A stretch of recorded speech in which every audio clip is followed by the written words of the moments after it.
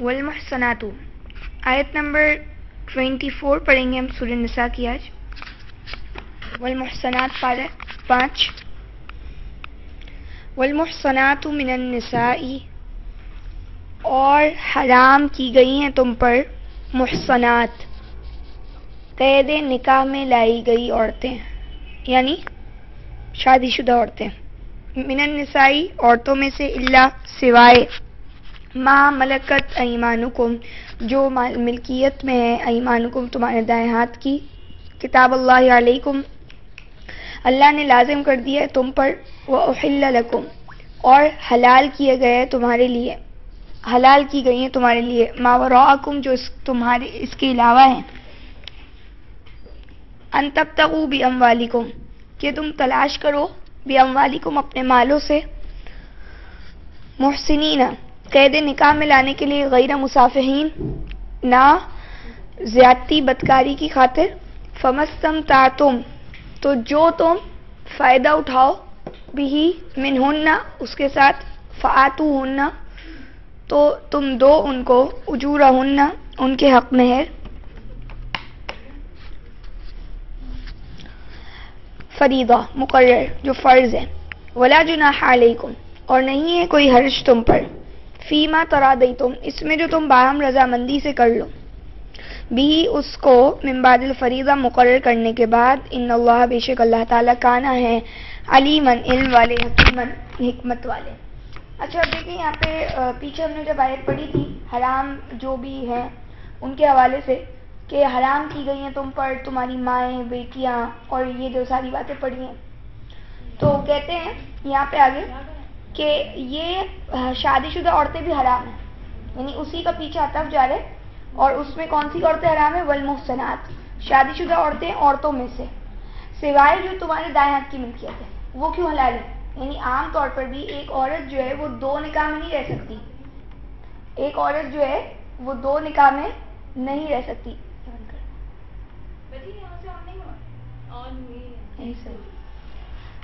یہ جو شادی شدہ عورتیں ہوتی ہیں نا، وہ ویسے بھی دو نکاح میں تو نہیں رہتی، عورت جو ہے ایک وقت میں ایک ہی نکاح میں رہ سکتی ہے. لیکن یہاں پہ جو بات آ رہی ہے کہ جو ملکیت میں تمہارے دائیں ہاتھ کی، تو وہ کیوں ہے، اس کی پوری ڈیٹیلز جو ہے نا وہ تو آپ کو مل جائیں گی سورہ ممتحنہ میں. 60 جو سورہ ہے اس کے 10 سے سٹارٹ ہو رہی ہے ساری بات، کیا کہ بھئی جب ایمان والوں کے پاس ایسی عورتیں آ رہی ہیں تو آپ ان کے امتحان لے لو، ان کے ایمان کا، اور ان کو کافروں کے پاس مت لوٹاؤ، کیونکہ اب وہ ان کے لیے حلال نہیں ہے، کیونکہ وہ ایمان لا رہی ہیں. اب وہ ہیں تو شادی شدہ نا، تو اب اس کے لیے قانون یہ بنایا کہ آپ انہوں نے جو پے کیے نا ان کو مہر، وہ آپ پے کر دو، اور آپ کی جو عورت ان کے پاس چلی گئی. ظاہر اسلام اور کفر کی جنگ ہی ہو گئی تھی ایک طرح سے، ہوئی تھی اس میں جو ہے ظاہر فیملیز جو مسلم اور کافر اور اس طرح سے تھی، تو جو فیملی ممبر اسلام کی طرف آ گیا تو اس کی بیوی اگر نہیں ہے اسلام کی طرف تو وہ چلی گئی اپنی فیملی اور اپنے لوگوں میں. تو کہا کہ اچھا ان کو جو تمہاری عورتیں جا رہی ہیں تم ان سے لے لو اپنا حق مہر، اور وہ جو عورتیں آ رہی ہیں ان کو تم ان کا حق مہر دے دو، اور ان سے پراپر طریقے سے نکاح ہو جائے گا.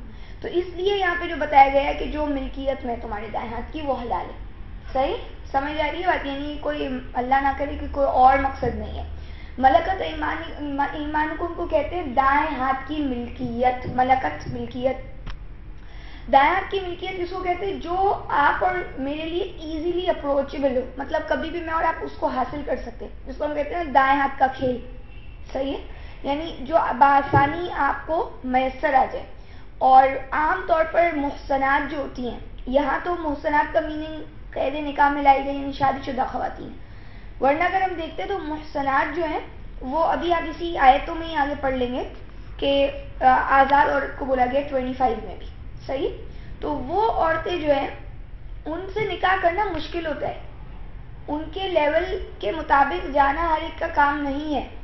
تو جن کے لیے یہ مشکل ہے فائنینشیلی یا اسٹیٹس وائز، کسی اور اعتبار سے بھی، تعلیم کے اعتبار سے، کوئی بھی وجہ ہو سکتی ہے، تو وہ ان عورتوں سے تو آرام سے شادی کر سکتے ہیں نا جو معاشرے میں تھوڑا سا کم درجہ رکھتی ہیں، تو وہ ان کی رائٹ ہینڈ کی پوزیس ہیں کہ وہ کبھی بھی ان سے اویلیبل ہے، وہ کہ آپ سے وہ شادی کر لیں گی. صحیح ہے.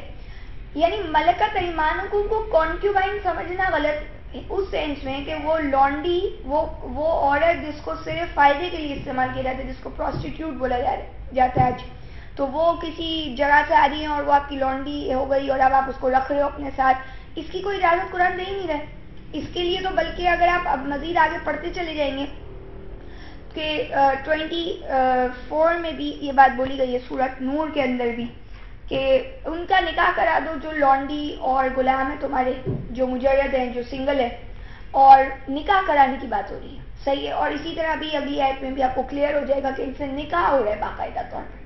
صحیح ہے. تو یہ جو کنفیوژن ہمارے یہاں ہے یہ ختم ہو جانی چاہیے.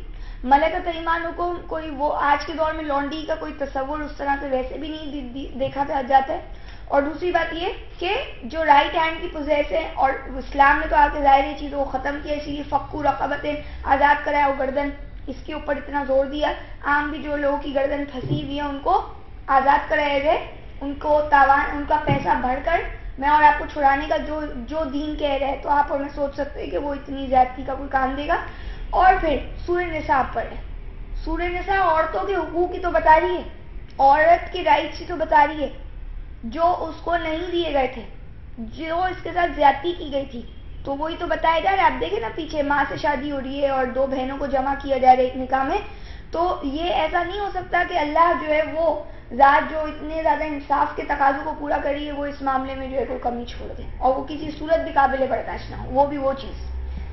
اچھا جی، یہاں پہ جو بات بولی اللہ نے تم پر لازم کر دی ہے پابندی جس کی، کیا مطلب ہے؟ شوہر والی عورتیں جو ہاتھ آتی آپ کے دائیں ہاتھ کی ملکیت میں وہ حرام ہے، یہ اللہ نے لکھ دیا ہے تم پر، یہ لازم ہو گئی یہ بات تم پر. صحیح ہے. سوائے جو ملکیت ہے دائیں ہاتھ کے وہ میں نے آپ کو بتا دیا، یعنی وہ شوہر والی عورتیں ہیں لیکن ان کا شوہر سے اب تعلق نہیں رہے گا، وہ اسلامک اسٹیٹ میں آ گئی ہے اور ان کا مہر ایمان والے دیں گے اور نکاح کر لیں. صحیح. اچھا، آیت نمبر 24 میں بھی میں ایک اور بات یہ بولی کہ تمہارے لیے وہ عورتیں جو اس کے علاوہ حلال ہیں، مطلب جو شادی شدہ نہیں ہیں، اور جو اوپر بیان ہوئی ان کے علاوہ جو بھی عورتیں وہ سب حلال ہے، تم ان سے شادی کر سکتے ہو. اور شادی کس طرح ہوگی کہ تم تلاش کرو اپنے مالوں سے ان کو نکاح میں لانے کے لیے. حلال ہے تمہارے لیے جو اس کے علاوہ، اس کا یہ مطلب نہیں اب جس کے ساتھ جو مرضی ہے کرتے رہو. افیئرس چلانے کے لیے حلال نہیں ہے. یہاں پہ جو کہا جا رہا ہے نا قید نکاح میں لانے کے لیے، نہ بدکاری کی خاطر، یعنی اس طریقے کے سیکرٹ افیئرس رکھنے کے لیے حلال نہیں کی گئی ہیں جو کہا جا رہا ہے اس کے علاوہ تم پر عورتیں حلال ہیں. قید نکاح میں لانے کے لیے ان کو اپنی ذمہ داری سمجھو، تمہاری بیوی ہوگی اور وہ ساری زندگی کا ساتھ ہوگا، جو کہ میثاقاً غلیظہ پیچھے قرار دیا گیا، یعنی پورا پکا کمٹمنٹ ہوگا اس پہ. اور جس کو تم فائدہ اٹھاؤ جس سے ان عورتوں میں سے، تو ان کو ان کا حق مہر دے دو. ان کا مہر دینے کی بات ہو رہی ہے، کوئی اور کال گرلس کی طرح ان کو پے کرنے کی بات نہیں ہو رہی. کیا کہا جا رہا ہے؟ جن سے تم فائدہ اٹھاؤ ان میں سے، اگر تم نے ان سے فائدہ اٹھایا ہے تو ان کو ان کا حق مہر دے دو. جو بھی عورت ہے اس کو اس کا حق مہر دیا جانا چاہیے، اور تم پر کوئی حرج نہیں اس میں اگر باہم رضامندی سے وہ کیا کر لیں، وہ حق مہر کو اگر معاف کر دیں، یا جو باہم رضامندی سے تم طے کر لو حق مہر. صحیح ہے. اور اللہ علم والے حکمت والے. تو کل ہی ان سے سوال کر رہی تھی خاتون کے حق مہر کتنا ہونا چاہیے. اگر ایک لڑکے کی ₹1,00,000 تنخواہ ہے تو وہ 6 مہینے کا کہتے ہیں نا دے، تو 6 لاکھ روپے عورت کو دے. تو اللہ یہ تو قرآن نے کہا ہی نہیں. قرآن میں تو یہ دیکھیں اب آپ کیا پڑھ رہے ہیں، جو باہم رضامندی سے طے ہو، میوچل انڈرسٹینڈنگ اس کے اندر بیس کرتی ہے. اور یہ کہ دینا چاہیے اس کی اہمیت ہے. اور ہمارے یہاں اس کی دوسری شکل نظر آئی جب لڑکے والے لڑکی کو زیور دیتے ہیں اور وہ اسی کو ہی دیتے ہیں، مطلب لینے کے لیے نہیں دیتے، تو اس وقت وہ ایک رقم، ایک سیکیورٹی ہی ہوتی ہے عورت کی اگر دیکھا جائے. اور دوسرا یہ کہ قرآن جو ہے وہ سورۃ طلاق میں یہ بات بالکل کلیئر کر رہا ہے. کیا؟ لِيُنْفِقْ ذُو سَعَةٍ مِّن سَعَتِهِ، چاہیے کہ خرچ کرے وسعت والا اپنی وسعت کے مطابق. اور جس کے اوپر تنگ کیا گیا ہے تو وَمَنْ قُدِرَ عَلَيْهِ رِزْقُهُ فَلْيُنْفِقْ مِمَّا آتَاهُ اللَّهُ، وہ اس میں سے دے جو اللہ نے اسے دی، جو اس کی طاقت ہے اس کے حساب سے دے. تو یہ کہ قرآن نے یہ آپ کے اوپر چھوڑ دیا، اور یہ سب سے بڑی چیز میں کیا ہے؟ انڈرسٹینڈنگ. آگے کہتے ہیں آیت نمبر 25، وَمَن لَّمْ يَسْتَطِعْ مِنكُمْ، اور جو طاقت نہیں رکھتا تم میں سے، طَوْلًا قدرت کی، أَن يَنكِحَ الْمُحْصَنَاتِ، اس بات کی کہ وہ نکاح کر سکے آزاد عورت سے، المؤمنات مومنہ عورتوں میں سے، فمما ملکت ایمانکم، تو سے من کا تب سے ما جو ملکت ایمانکم ملکیت میں ہو تمہارے دائیں ہاتھ کی، من فتیاتکم المؤمنات تمہاری فتیات لونڈیوں میں سے، المؤمنات ایمان والی، یعنی ان سے کیا کرے؟ نکاح کرے. واللہ اعلم بایمانکم، اور اللہ خوب جانتے ہیں تمہارے ایمان کو، بعضکم من بعد بعض تمہارے بعض میں سے ہیں.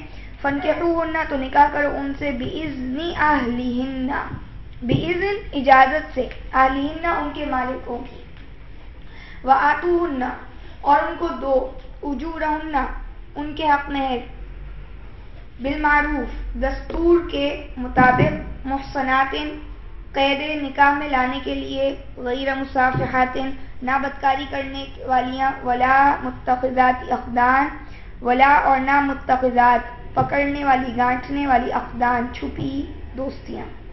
فیضا حسن تو جب وہ محفوظ ہو جائیں، حسن کہتے ہیں قلعے کو، یعنی جب وہ محفوظ ہو جائیں یعنی نکاح کے تھرو، فإن اتین بفاحش، فإن تو اگر اتین وہ لائیں بفاحش بے حیائی، فعلیہن تو ان پر نصف ما علی المحصنات جو آزاد عورتوں پر، ان کی آدھی سزا ہے جو آزاد محصنات پر ہے. اور آپ دیکھیں محصنات یہاں پہ یہ نہیں کہا جا رہا شادی شدہ عورتوں، محصنات آزاد عورتوں کو کے اپوزٹ بتائی جا رہی ہے، کن کی؟ فتیات کی، صحیح، لونڈیوں کی، تو ان کے اوپر دگنی آدھی سزا ہوگی. اور پھر کہتے ہیں ذالک لمن خشی العنۃ منکم، یہ جو سہولت اللہ نے دی ہے یہ لمن اس شخص کے لیے، خشیہ جو جسے ڈر ہو، العنۃ بدکاری کا، منکم تم میں سے، وان تصبروا خیر لکم اور یہ کہ تم صبر سے کام لو تو بہتر ہوگا تمہارے لیے. واللہ غفور الرحیم اور اللہ بخشنے والے رحم فرمانے والے. اب دیکھیں یہاں پہ اللہ تعالیٰ فرما رہے ہیں کہ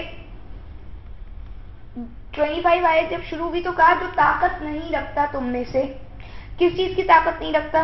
کہ وہ ایک آزاد عورت سے شادی کرے.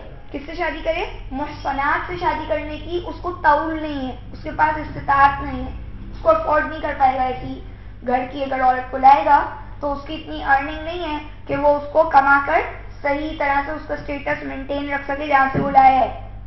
تو پھر کس سے شادی کر لے؟ نکاح کر لے جو تمہارے دائیں ہاتھ کی ملکیت ہے، تمہاری مومنہ لونڈیوں میں سے.